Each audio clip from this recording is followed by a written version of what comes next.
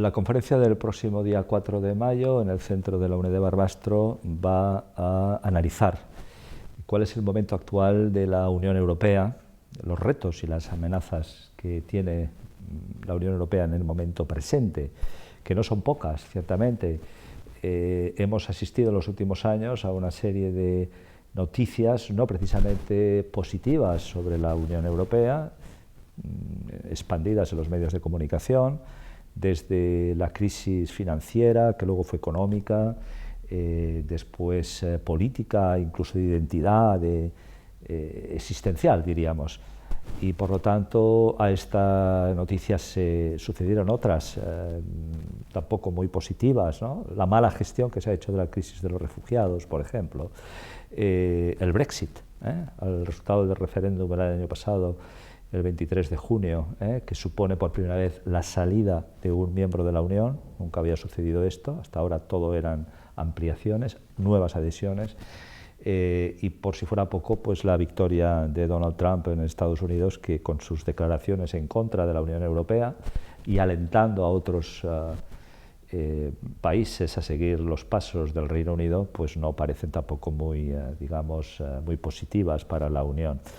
Entonces, la conferencia del próximo día 4 de mayo va a analizar todas estas cuestiones en un momento clave, diríamos, para la Unión Europea,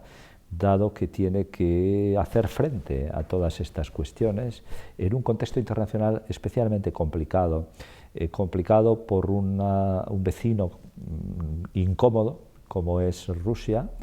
que está, digámoslo, por decirlo de una manera tanto amable, complicando la situación de la Unión Europea a los vecinos de la Unión Europea y a los que no son miembros de la Unión Europea también. No tenemos que dejar de tener en cuenta que en estos años de existencia de la Unión Europea, se acaban de celebrar el 60 aniversario de los Tratados de Roma, nunca ha habido un conflicto armado dentro de las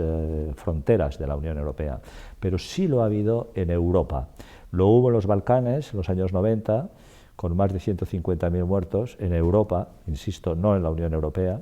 y lo está habiendo ahora mismo en Ucrania, en el este de Ucrania, donde ya supera la cifra de los 10.000 muertos. Por lo tanto, la paz es un valor supremo, y la Unión Europea, por eso le concedieron el Premio Nobel de la Paz hace unos años, ha garantizado ese bien supremo, ese valor supremo de la paz dentro de sus fronteras, no tanto así, como digo, fuera de ellas. Bien, pues todas estas cuestiones, junto con el proceso inicial de Odaya ya de cara al Brexit, de cara a la salida del Reino Unido. Ahora, en estos días, acabamos de ver que se va a producir unas elecciones anticipadas en el Reino Unido, que esperemos no va a retrasar el procedimiento, al menos así lo ha dicho la Unión Europea, procedimiento que según el artículo 50 del Tratado de Unión Europea tiene que durar un máximo de 2 años